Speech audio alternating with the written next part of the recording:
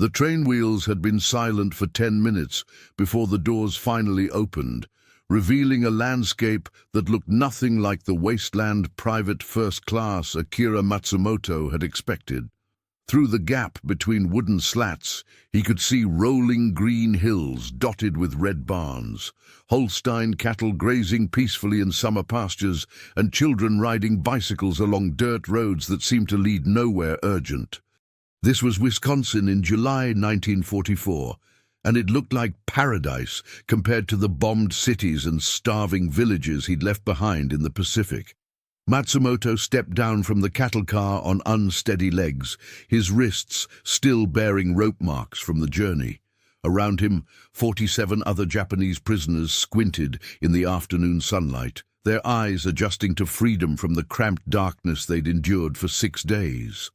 The air smelled of fresh hay and something else, something rich and meaty that made his empty stomach clench with involuntary hope. "Move along, keep it orderly," called Sergeant Bill Henderson, a 35-year-old farm boy from nearby Baraboo who had drawn POW duty after shrapnel ended his combat service in Italy. Henderson's voice carried authority without cruelty, a tone that confused Matsumoto. Where was the hatred he'd been taught to expect? Where were the snarling faces of the demons who had torn him from his homeland? The prisoners formed a ragged column and walked through gates topped with barbed wire toward Camp McCoy, a sprawling compound of wooden barracks and administrative buildings that looked more like a summer camp than a military prison. Matsumoto had been a mathematics teacher in Nagoya before the war, a quiet man who explained fractions to children and helped them with their homework after school.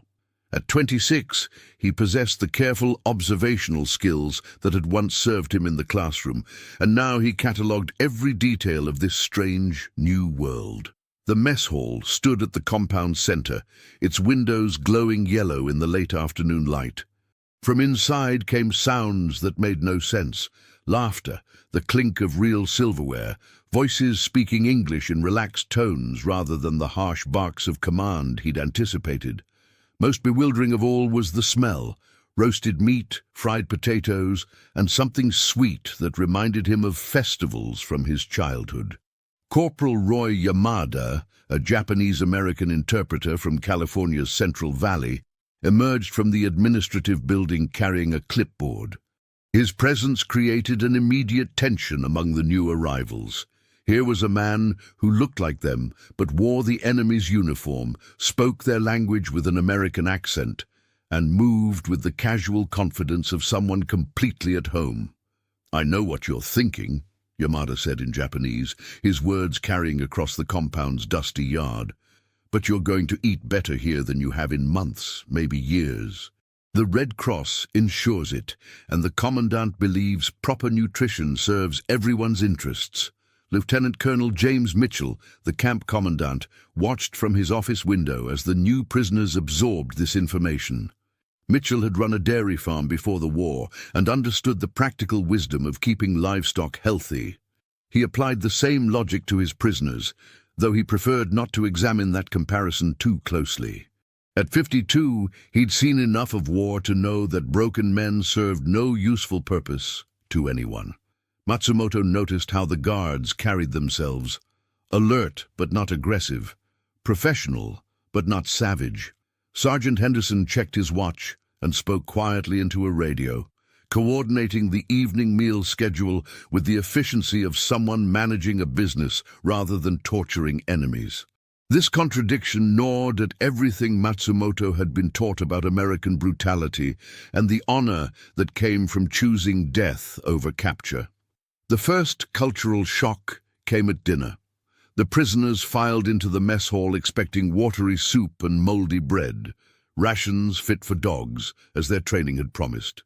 Instead, they found long tables set with real plates, metal forks, and cloth napkins. The serving line offered portions of roast beef, mashed potatoes with butter, green beans, dinner rolls, and glasses of cold milk that came from the surrounding Wisconsin farms. Matsumoto stared at his tray in disbelief. The meat portion alone represented more protein than his family had seen in a month before his capture. The milk, fresh, cold and abundant, seemed like a luxury from another world. Around him, other prisoners exhibited the same stunned silence, unsure whether to eat or suspect poison. Dr. Elizabeth Warren, the camp's chief medical officer, made her evening rounds through the mess hall, observing the new arrivals with professional concern.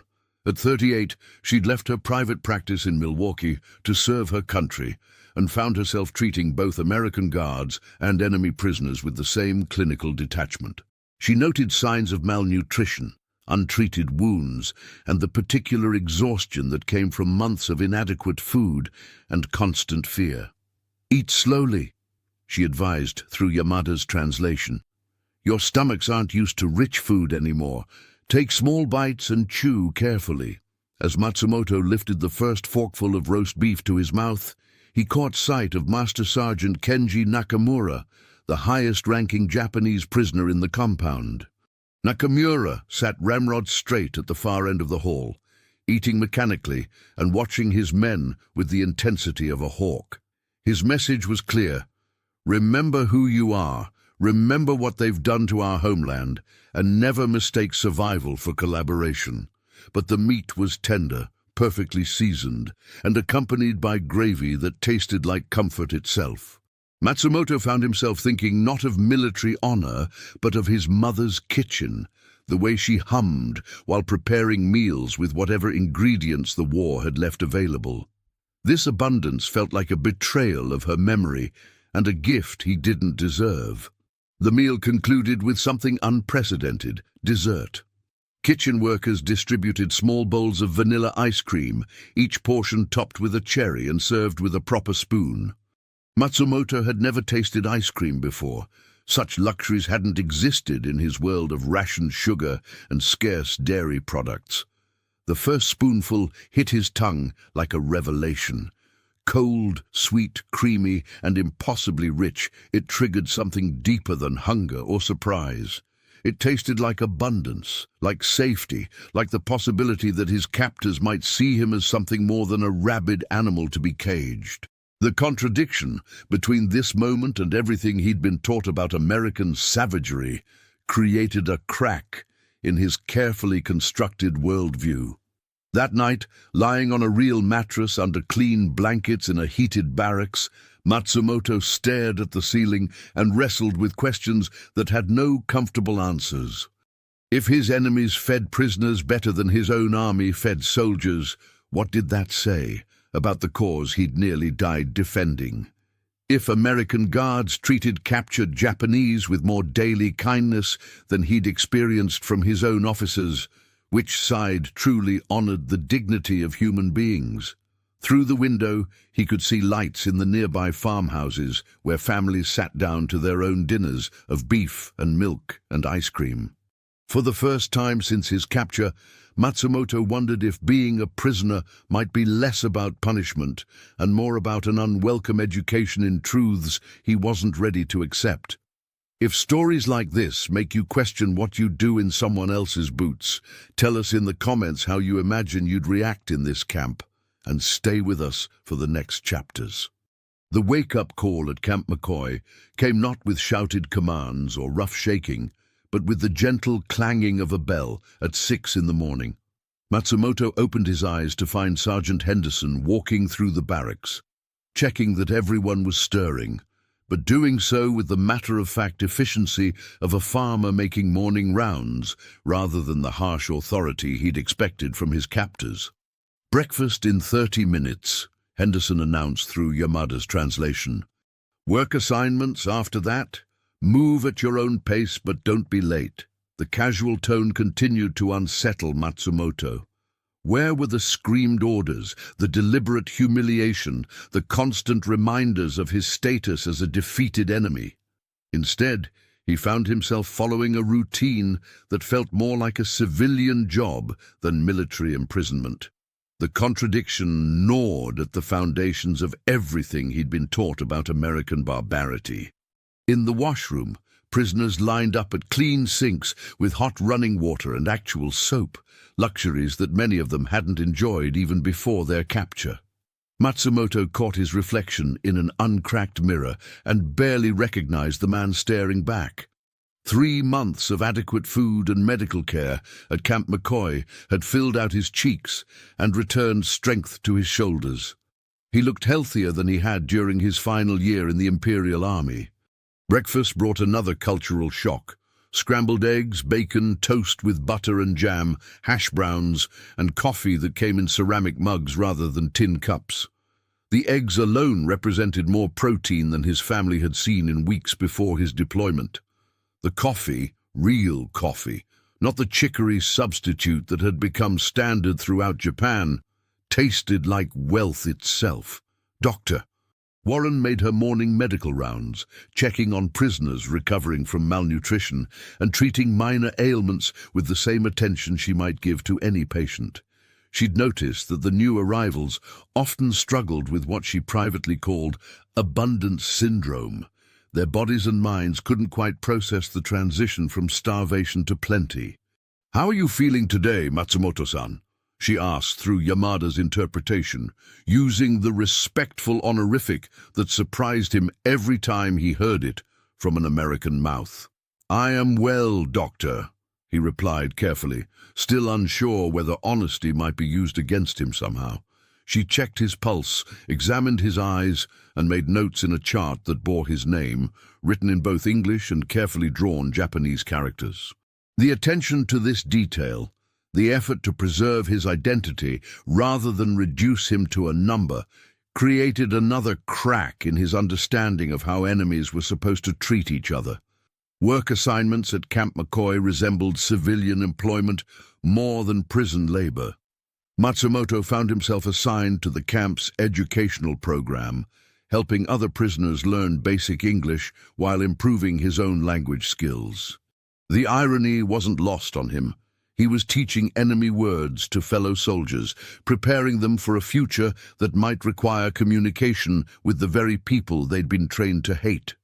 The classroom occupied a corner of the recreation building, furnished with actual desks, blackboards, and textbooks donated by churches and civic groups from surrounding Wisconsin communities. Mrs.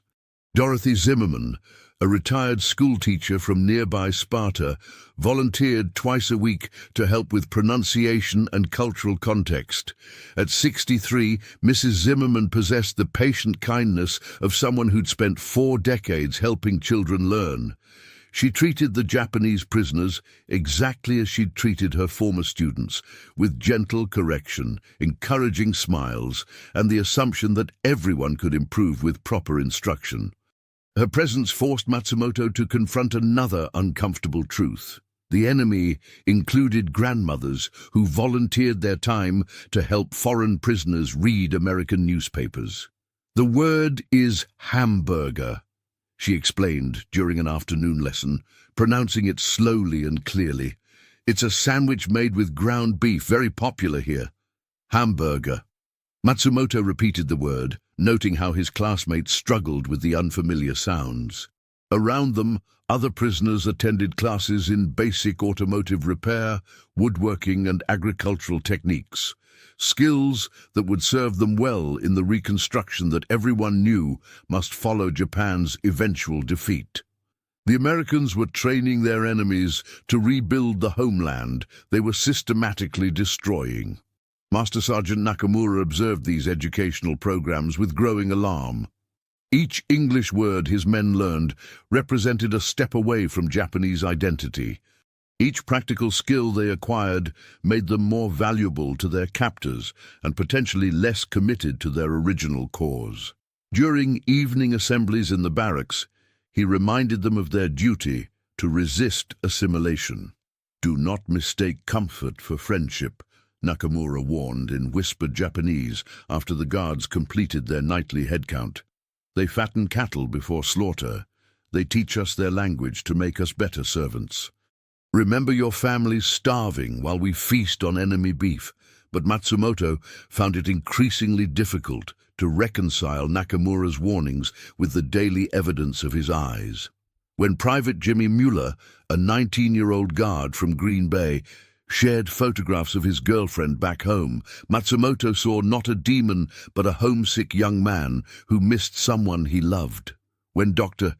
Warren stayed late to treat a prisoner's infected wound, working by lamplight to prevent complications, Matsumoto witnessed professional dedication that transcended national boundaries.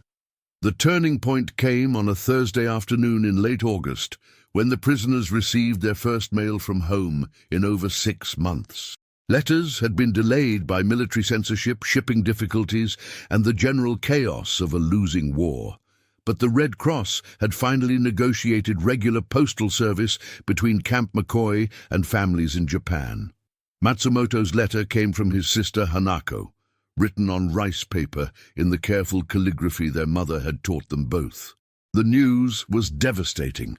Their mother had died during the March bombing of Nagoya, their family home had been destroyed, and Hanako was living in a refugee camp outside the city with barely enough food to survive. "We received one American care package last month," she wrote. "Canned meat and powdered milk that probably came from prisoners' rations we weren't allowed to eat. The children cried when we opened the cans because they hadn't seen real meat in so long. I hope you are suffering properly as a prisoner, brother, because your sacrifice means nothing if you are comfortable while we starve." Matsumoto read the letter 3 times before its full implications settled in his mind. His family was starving, while he gained weight eating American beef. His mother had died while he learned English from a grandmother who brought cookies to class. His sister lived in ruins while he slept on clean sheets in a heated barracks. That evening he couldn't finish his dinner. The roast chicken and mashed potatoes that had become routine now seemed like a betrayal of everyone he'd left behind. He stared at the untouched food, remembering his sister's description of children crying over canned meat, and felt his carefully constructed acceptance of captivity begin to crumble.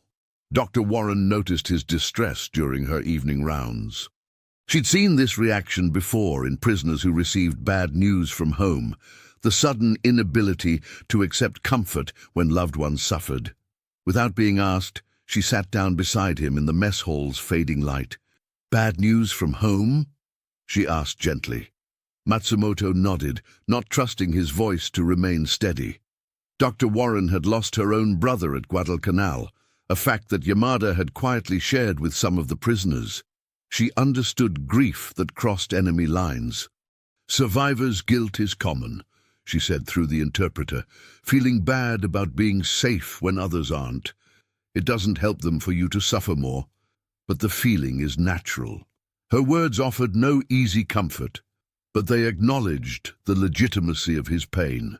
An enemy doctor was showing him more understanding about his family's suffering than his own commanders ever had.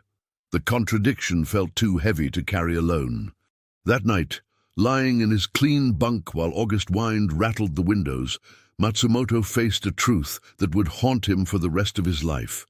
His captors fed him better, treated him more humanely, and showed him more daily kindness than he'd experienced in years of military service to his own emperor.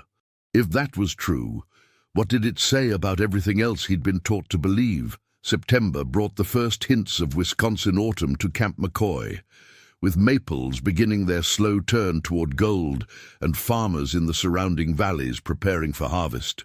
For Matsumoto, the changing season marked 6 months of captivity and a deepening crisis of belief that he couldn't resolve through logic or duty. The morning routine had become as familiar as breathing. Wake at 6, wash with hot water and real soap, eat breakfast that included fresh eggs and meat, then report to the education building for another day of teaching English to fellow prisoners while learning uncomfortable truths about American abundance. The predictability should have been comforting, but instead it highlighted how completely his life had diverged from everything he'd expected captivity to be. News from the Pacific Theater arrived through carefully censored radio broadcasts that the camp administration played during lunch. American forces had captured Saipan, Guam, and Tinian, bringing B-29 bombers within range of Japan's major cities. The systematic destruction of his homeland proceeded with industrial efficiency while he sat in a warm classroom, well-fed and safe, teaching enemy words to soldiers who had sworn to die before surrender. "Devastating air raids continue across the Japanese mainland," announced the radio correspondent, his voice carrying the detached professionalism of someone reporting weather. Military targets in Tokyo, Osaka and Nagoya suffered extensive damage in yesterday's operations. Matsumoto flinched at the mention of Nagoya. His sister's last letter, received 3 weeks ago, described a city of ash and homeless refugees, where children fought over scraps of bread while he consumed 3 full meals daily, plus afternoon snacks. The guilt had become a constant weight in his chest, pressing down every time he lifted a fork or accepted a second helping. Master Sergeant Nakamura used the radio reports to reinforce his evening lectures about honor, sacrifice, and the duty to resist comfortable captivity. Standing before 30 assembled prisoners in the main barracks, he spoke in harsh whispers that wouldn't carry to the American guards stationed outside. "While we sleep on soft beds, our mothers burn in American flames," he reminded them. "While we learn enemy words, our children starve in enemy-created ruins. Every bite of their food is stolen from Japanese mouths. Every comfort we accept dishonors those who die for the Emperor's divine will." His words found their mark in hearts already heavy with survivors' guilt. Several prisoners began refusing second helpings at meals, eating only enough to maintain strength for the eventual return to duty that Nakamura insisted would come. They created a subtle hierarchy within the compound, those who maintained proper suffering and those who had allowed comfort to corrupt their warrior spirit. Matsumoto found himself caught between these factions, unable to fully embrace either Nakamura's rigid ideology or his own growing appreciation for American humanity. The contradiction created a constant tension that made sleep difficult and meals uncomfortable, regardless of how much or little he chose to eat. The crisis deepened on a Thursday morning when Mrs. Zimmerman arrived for English class carrying a large wooden box and wearing the gentle smile that had become familiar over months of patient instruction. At 63, she possessed the kind of maternal presence that made even homesick soldiers feel temporarily safe, and her weekly visits had become highlights in an otherwise conflicted routine. "I brought something special today," she announced through Yamada's translation. "My grandson Danny is home on leave from the Navy. He served in the Pacific and wanted to share some experiences with you men." Seaman First Class Danny Zimmerman entered the classroom wearing dress blues and carrying himself with the careful posture of someone still recovering from combat trauma. At 21, he'd survived the Battle of the Philippine Sea and seen enough of war to understand that enemies were often just young men in different uniforms fighting for causes they barely understood. The wooden box contained souvenirs from his Pacific service, Japanese currency, a few photographs of destroyed cities, and most significantly, a collection of personal items taken from captured positions. He handled everything with respectful care, presenting artifacts rather than trophies, and spoke about the war with none of the triumphant rhetoric that might have been expected. "I saw Nagoya after the March raids," he said quietly, looking directly at Matsumoto. "Translator told me you're from there originally. I'm sorry about your family's loss. No one should have to live through what those people endured." The unexpected condolence from an enemy sailor hit Matsumoto like a physical blow. This young American had seen his burning hometown, witnessed the suffering that consumed his sister's letters, and expressed genuine sympathy rather than satisfaction. The human connection across enemy lines created another crack in the foundations of everything he'd been taught about American moral character. Danny opened a smaller container and withdrew something that made several prisoners gasp. Perfectly preserved onigiri rice balls, still wrapped in the bamboo leaves that some Japanese mother had prepared for her soldier son. The American sailor had kept them as reminders of the humanity he'd found among enemy positions, evidence that both sides carried the same basic needs for comfort and connection to home. "Found these in a bunker on Tinian," Danny explained. "Seemed wrong to throw them away. Somebody's mother made these with love, just like mine makes sandwiches when I come home on leave. Wars get fought between governments, but the people doing the fighting are just somebody's kids trying to stay alive and get home." Dr. Warren, who had quietly entered the classroom to observe the exchange, watched as several prisoners struggled with visible emotion. In her months treating both American guards and Japanese captives, she had come to understand that healing required more than medical care.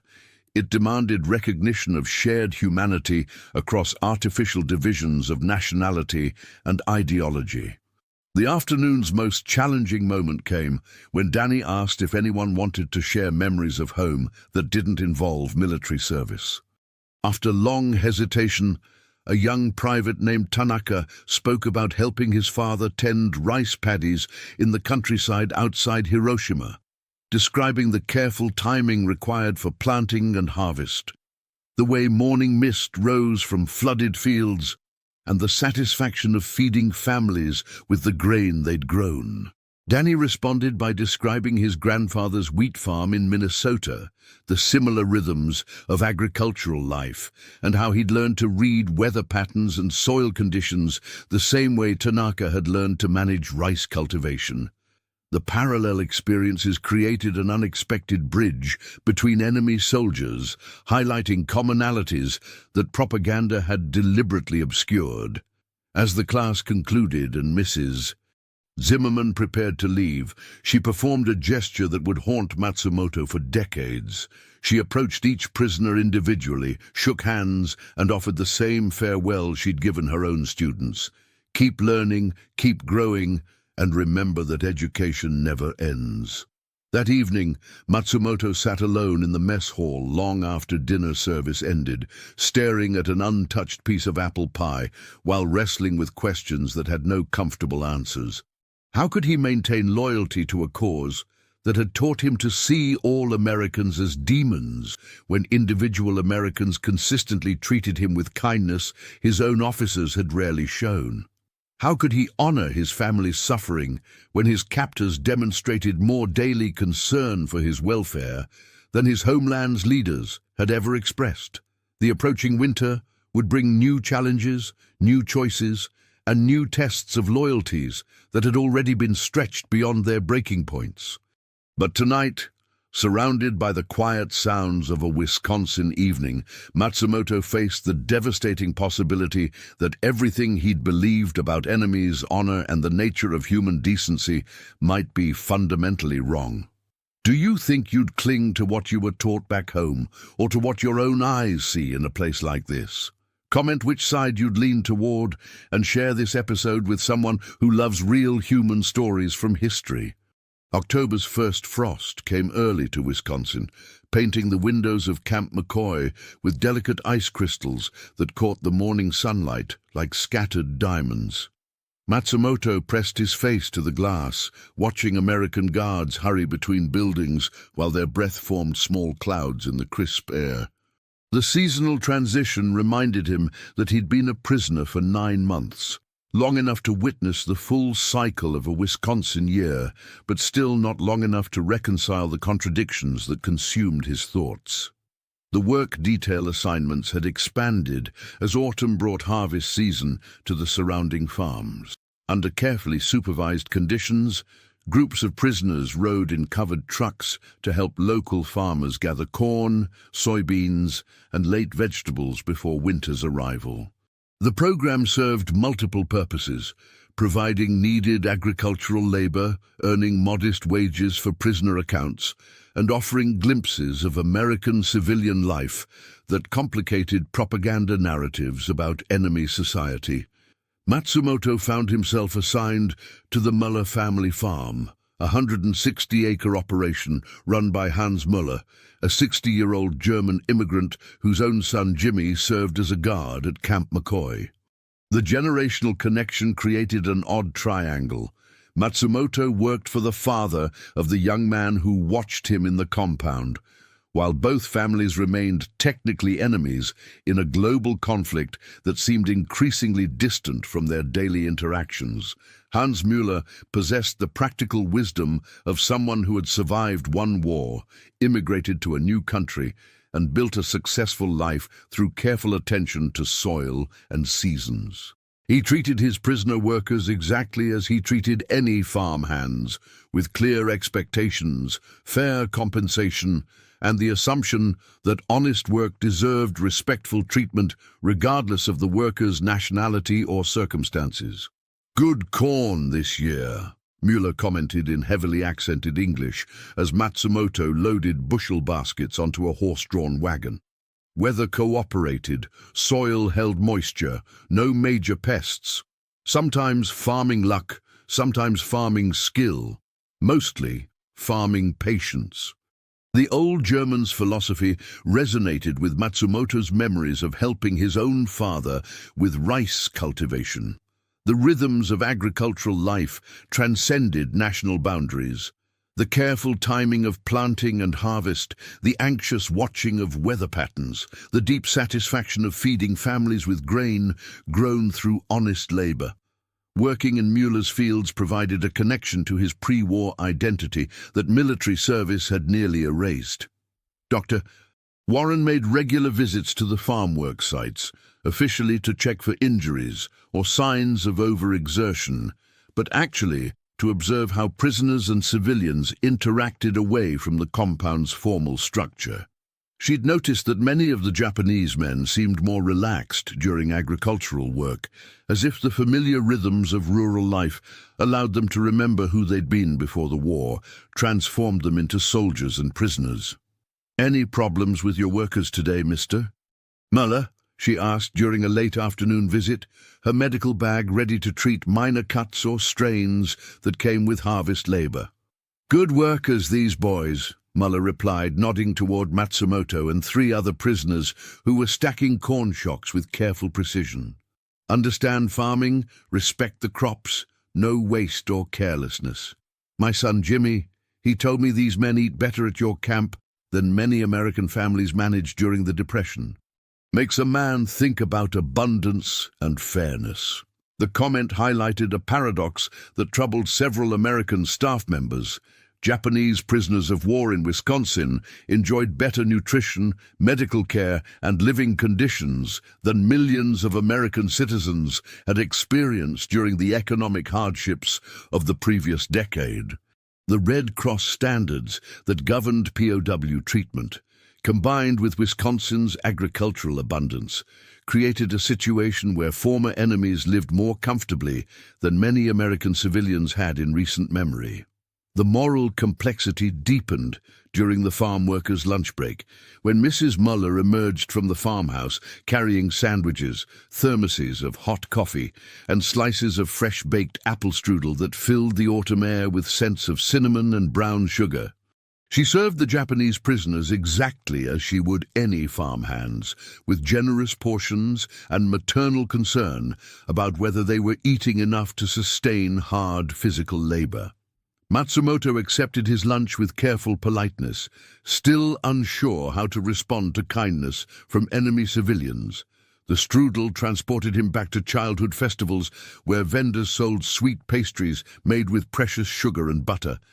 That such luxury could be routine for American farm families, offered casually to foreign prisoners, highlighted wealth disparities that his military training had never adequately explained. "My grandmother made something similar," he said carefully in English, surprising himself with the admission. "Different spices, same warm feeling." Mrs. Müller beamed with the pleasure of someone whose cooking had bridged cultural differences. She'd lost nephews in the European theater and struggled initially with the decision to feed Japanese prisoners, but her husband's practical philosophy gradually won out. Hungry men couldn't work effectively, and good work deserved good meals regardless of politics or nationality. The afternoon's most significant moment came when young Peter Müller, Hans and Greta's 12-year-old grandson, arrived home from school and approached the working prisoners with the fearless curiosity that only children possess. He'd been studying geography and wanted to know what Japan looked like, whether they had farms like his grandfather's, and how rice grew in flooded fields he'd seen in textbook photographs. Matsumoto found himself drawing pictures in the dirt, explaining irrigation systems and seasonal planting cycles, while Peter asked intelligent questions and made connections between Japanese agriculture and Wisconsin farming methods. The boy's genuine interest in learning about foreign places without prejudice or fear reminded Matsumoto of his own students back in Nagoya, children eager to understand the larger world beyond their immediate experience. "Do you miss teaching, Doctor?" Warren asked quietly, having observed the impromptu lesson with professional interest. She'd learned about Matsumoto's pre-war profession from his intake records and noticed how he came alive when explaining things to curious learners. "Very much," he admitted. "Children ask good questions, want real answers, make thinking clear again." The conversation revealed something that formal interrogations had never uncovered: Matsumoto's deep identity as an educator temporarily buried under military service and prisoner status. Dr. Warren made a mental note to discuss expanded educational opportunities with camp administration. Men who had valuable skills shouldn't waste away in idleness, regardless of which side they'd fought for. As the work detail returned to Camp McCoy that evening, riding in the back of a truck through Wisconsin countryside painted in autumn colors, Matsumoto reflected on a day that had challenged his understanding of enemy society in fundamental ways. He'd worked alongside American civilians who treated him fairly, eaten meals prepared by an enemy grandmother, and taught agricultural techniques to a curious boy who saw him as an interesting teacher rather than a dangerous foreigner. The experience highlighted a devastating truth. Individual Americans consistently demonstrated more daily kindness toward him than his own military commanders had ever shown.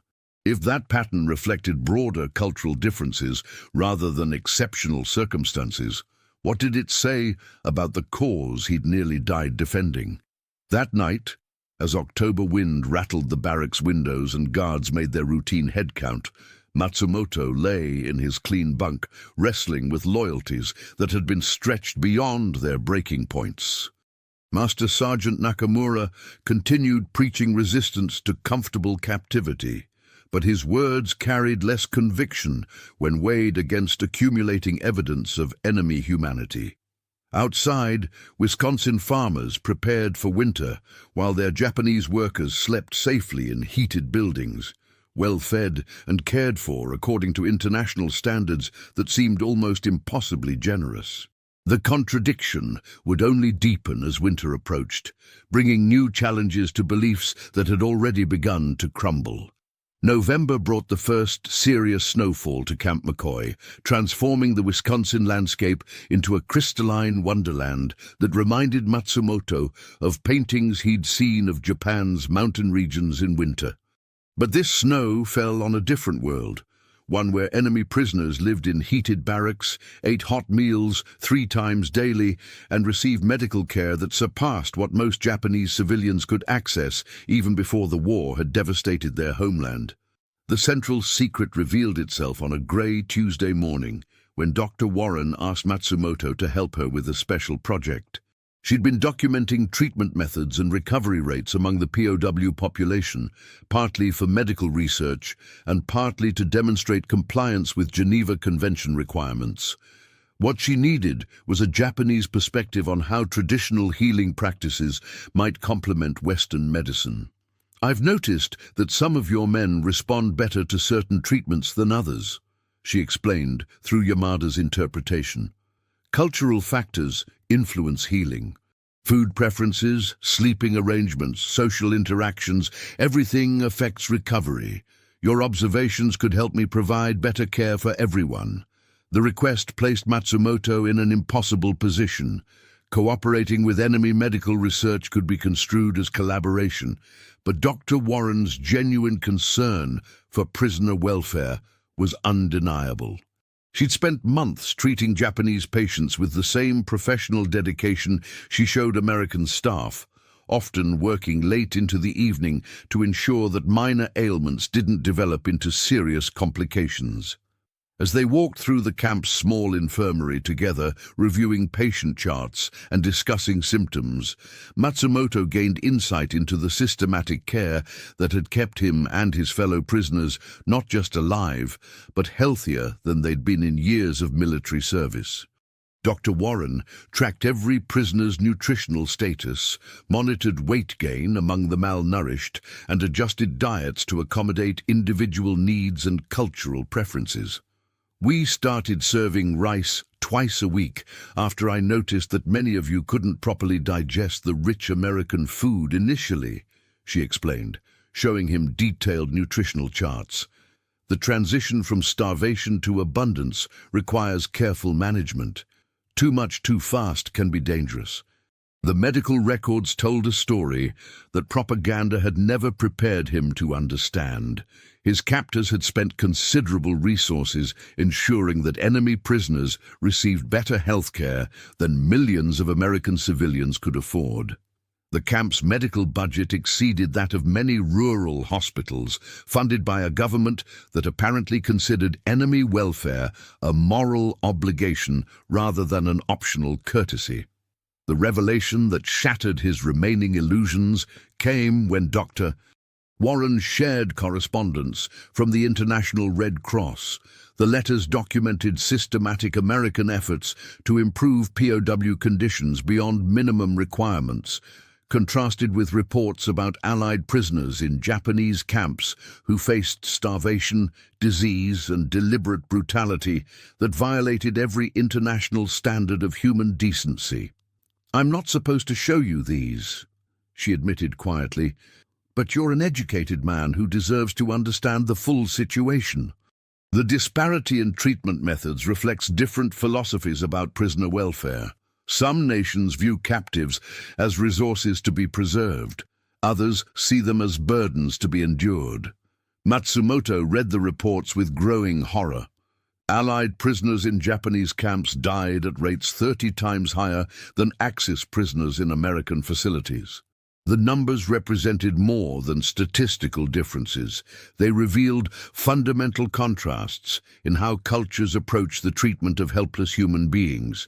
His own government, which preached honor and moral superiority, had systematically violated every principle of human decency in its treatment of captives. The moral crisis deepened when he realized that his comfortable captivity had been purchased through his captors' adherence to standards that his own side flagrantly ignored. Every warm meal, every medical treatment, every small kindness represented a choice by Americans to maintain their humanity even while fighting enemies who showed no reciprocal consideration for captured Americans. That afternoon, overwhelmed by guilt and confusion, Matsumoto sought solitude in the camp's small library, another amenity that exceeded anything he'd experienced in military service. Among the donated books and magazines, he discovered something that completed his psychological breakdown, a collection of letters from American families who had adopted Japanese-American soldiers' children during the internment period, caring for the offspring of citizens whose loyalty had been questioned solely because of their ancestry. The letters revealed American families opening their homes to children of suspected enemy sympathizers, providing education, medical care, and emotional support to youngsters whose only crime was having Japanese grandparents. The contrast with his own nation's treatment of foreign civilians was too stark to ignore. Americans cared for enemy children while Japanese forces murdered captured airmen and worked Allied prisoners to death in slave labor camps. The final revelation came when Mrs. Zimmerman arrived for her weekly English class, carrying a special package from the local Red Cross chapter. Inside were winter clothing items, warm coats, gloves, and wool socks, donated by Wisconsin families specifically for Japanese prisoners who would face their first Midwestern winter in captivity. These came from farmers and townspeople throughout the region, she explained with her characteristic gentle smile. They heard that some of you men didn't have adequate cold weather clothing. Several ladies knitted socks specifically for the camp. They wanted to make sure everyone stays warm and healthy through the winter months. Matsumoto held a pair of hand-knitted wool socks, examining the careful stitches that represented hours of unpaid labor by an enemy civilian who would never meet the prisoner intended to benefit from her work. The anonymous kindness struck him as more devastating than any military defeat. Unknown American women had spent their evenings creating comfort for Japanese soldiers, while Japanese civilians celebrated reports of American prisoners dying in work camps. That evening, unable to face Master Sergeant Nakamura's nightly lecture about maintaining resistance to enemy corruption, Matsumoto walked alone around the camp's perimeter, staying within bounds, but seeking space to process revelations that had destroyed his remaining faith in everything he'd been taught about honor, duty, and moral superiority. The Wisconsin night was crisp and clear, with stars visible through unpolluted air and distant farm lights marking households where families sat down to abundant dinners while their government fed enemy prisoners, according to standards their own nation routinely ignored. The abundance represented more than material prosperity. It reflected a cultural commitment to treating even enemies as human beings deserving of basic dignity. Standing at the fence line, watching American guards make their routine rounds with professional competence rather than sadistic pleasure, Matsumoto faced the truth that would haunt him for the rest of his life. His enemies had proven more honorable, more humane, and more consistent with their stated values than the leaders who had sent him to war in the name of moral righteousness. The realization that enemy generosity had saved his life while his own government murdered helpless prisoners created a wound that no amount of time would fully heal. Tomorrow would bring new choices about how to live with knowledge that challenged every foundation of his pre-war identity. But tonight he simply stood in the snow and wept for the boy he'd been before he learned that everything can be a lie. The letter arrived on a December morning when snow lay 3 feet deep around Camp McCoy, and the Wisconsin winter had settled into the steady, brutal cold that would persist until March. Matsumoto recognized his sister Hanako's careful calligraphy immediately, but the rice paper seemed thinner than before and the characters were less precise, signs of the malnutrition and stress that had consumed Japan's civilian population during the war's final months. The news was worse than he'd feared. Hanako wrote that food distribution had collapsed entirely in their region, that children were dying of starvation in refugee camps, and that rumors persisted of American plans to invade the home islands with unprecedented violence. But the letter's most devastating revelation concerned their younger brother Hiroshi, who had been captured by Allied forces in the Philippines and reportedly died in an American prisoner camp from neglect and deliberate cruelty. "They starve our men while feeding you," Hanako's letter continued. The International Red Cross reported that Japanese prisoners in American camps receive better food than we do at home. How can you accept enemy charity while our brother died from their calculated barbarity? Your survival dishonors his sacrifice and mocks our family's suffering. Matsumoto read the letter 3 times before its implications fully registered. His brother was dead, allegedly from the same American brutality that he had never experienced during 10 months of captivity. The contradiction created a cognitive dissonance that threatened to tear his sanity apart. Either his sister was receiving false information about American treatment of prisoners, or his own comfortable experience represented an exception to standard policy.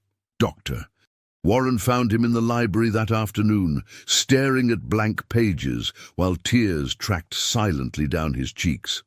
She'd learned to recognize the particular grief that came with bad news from home, a helpless anguish that medicine couldn't treat, but human understanding might ease. Without asking permission, she sat down beside him and waited for him to speak. "My brother," he finally whispered in careful English, "died in American prison.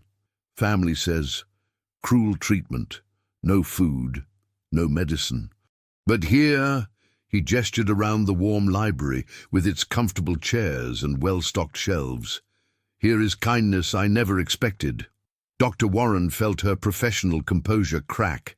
She'd suspected that some prisoners struggled with guilt about their treatment relative to reports from other camps, but she hadn't understood the specific family tragedies that made their comfort feel like betrayal. The revelation demanded honesty that transcended military protocol. "Different camps, different commanders, different philosophies," she said quietly. "Some places follow international law, others don't. Some officers see prisoners as human beings, others see them as animals. Your brother's death was wrong, but your survival doesn't dishonor his memory." The conversation led to a disclosure that Dr. Warren had never shared with any prisoner. Her own brother had died in a Japanese camp in the Philippines, reportedly from dysentery that could have been treated with basic medical supplies that were deliberately withheld. She understood the arbitrary nature of wartime survival better than most people, having lost family to the same brutality that Matsumoto's sister described. "Hatred is easier than forgiveness," she continued, her voice carrying the weight of personal loss. "Revenge feels cleaner than understanding, but hatred doesn't bring the dead back, and it doesn't prevent future wars. Someone has to choose a different path, or the cycle never ends." Word came on December 15th that the camp would be closed by spring and all prisoners repatriated to Japan for participation in the reconstruction effort. The announcement created mixed emotions among men who had grown accustomed to safety, adequate food, and respectful treatment. Return home meant reunion with surviving family members, but it also meant leaving the only place where they'd been treated with consistent human dignity.